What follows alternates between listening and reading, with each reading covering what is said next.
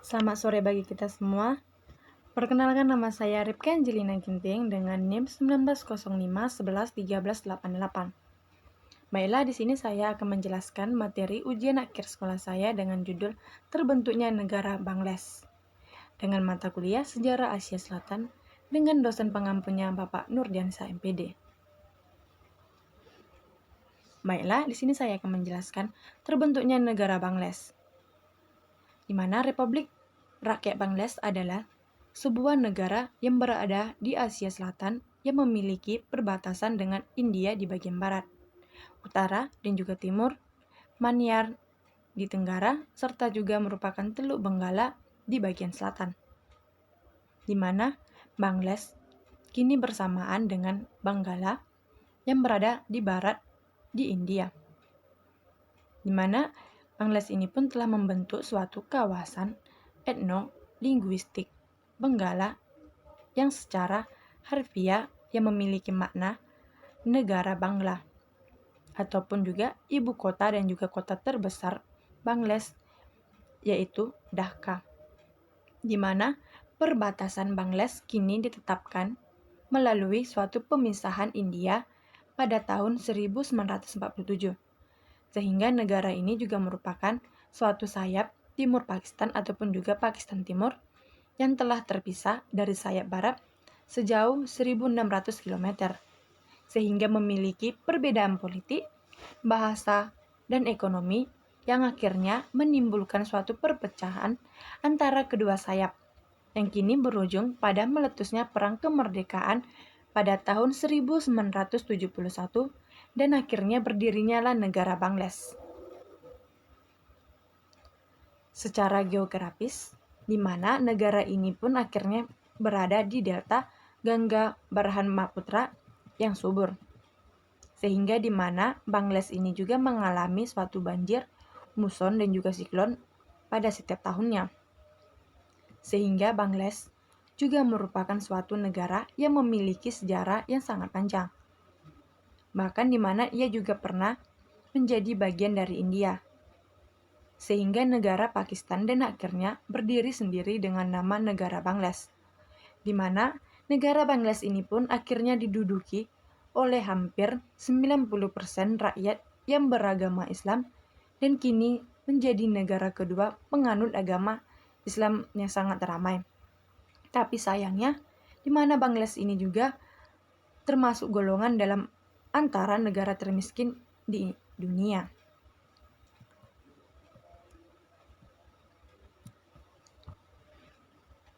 Adapun faktor-faktor berdirinya negara Bangladesh, di mana faktor-faktor ini terbagi menjadi dua, yaitu yang pertama faktor tidak langsung, di mana faktor tidak langsung ini adalah suatu campuran dari rasa ketidakpuasan dan juga terasa adanya kekecewaan terhadap orang-orang Bengali, terhadap dominasi orang-orang Pakistan Barat dalam bidang politik, ekonomi, sosial, budaya, dan bahasa, jarak yang terlalu jauh antara Pakistan Barat dengan Pakistan Timur, dan juga dengan geografis dan juga ketidakkeseimbangannya militer. Yang kedua yaitu adanya penyebab langsung, di mana penyebab langsung ini suatu merupakan dorongan lahirnya negara Bangladesh dapat ditelurusi sejak pemilihan umum yang diselenggarakan oleh pemerintah Pakistan pada bulan Desember 1970. Di mana pada ketika Partai Liga Awami dipimpin oleh Sheikh Mujibur Rahman, semenjak peninggalannya wafat Suharwardi, di mana ia akhirnya memperjuangkan hak otonomi bagi Pakistan Timur pada bulan Februari 1966, di mana Mujibur Rahman mempasalkan tuntutan sebagai berikut, di mana tuntutan ini memiliki 6 pasal. Yang pertama yaitu dibentuknya suatu pemerintahan federal yang bersifat parlementer dengan pemilihan umum yang berlangsung dan juga bebas. Yang kedua, di mana pemerintah federal hanya dapat mengkontrol urusan luar negeri dan juga untuk dapat mempertahankannya.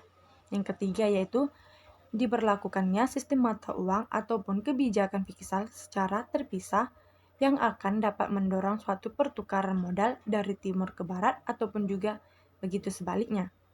Yang keempat, di mana pajak akan diurusi oleh pemerintah provinsi. Yang kelima, adapun suatu perjanjian dagang dengan luar negeri. Yang keenam, di mana unit provinsi boleh memiliki milik sendiri. Di mana penduduk negara Bangladesh. Di mana penduduk negara Bangladesh ini juga memiliki beragam dan juga berasal dari berbagai-bagai macam suku. Yang pertama yaitu ada suku Garo, di mana suku Garo merupakan suatu mereka yang menyebut dirinya sebagai Akcik Mande ataupun disebut juga dengan orang bukit, yang mempunyai suatu kepercayaan tradisional yang merupakan animisme. Namun setelah abad ke-19, di mana sebagian besar suku Garo banyak yang menganut agama Kristen. Yang kedua yaitu suku Benggala, di mana suku Benggala ini juga merupakan suku yang sangat banyak menempati suatu kawasan Benggala dan juga merupakan suatu suku yang sangat terbanyak di Bangladesh. Dan sehingga kini Bangladesh pun juga mempunyai sejarah yang sangat cukup panjang ataupun juga lebih dari 2 milenium. Sehingga juga memiliki bahasa yang sehari-hari yang mereka gunakan yaitu bahasa Bengali, yakni di mana cabang ini juga merupakan cabang dari bahasa Indonesianya yang disebut juga dengan Indonesia Arya.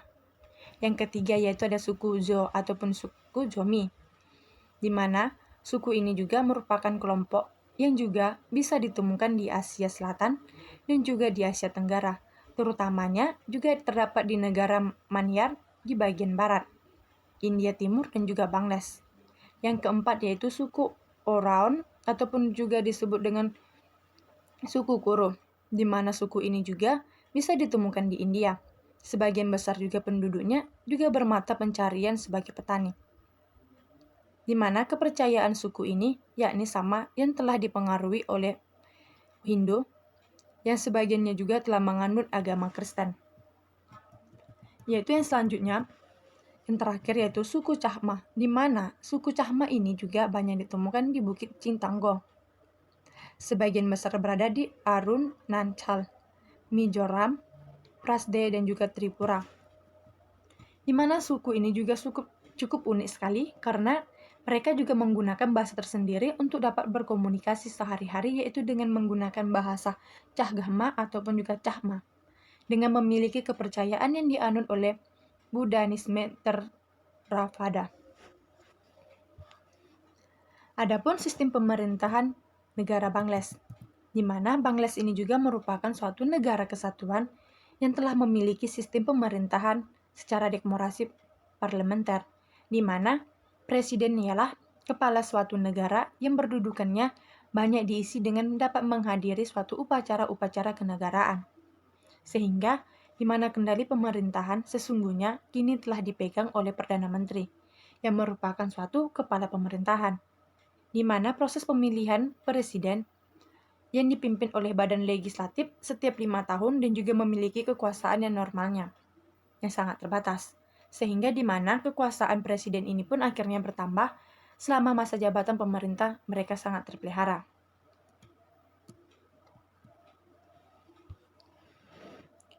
Sekian materi yang dapat saya sampaikan. Apabila ada kesalahan kata, mohon dimaafkan. Saya ucapkan terima kasih banyak. Selamat sore bagi kita semua.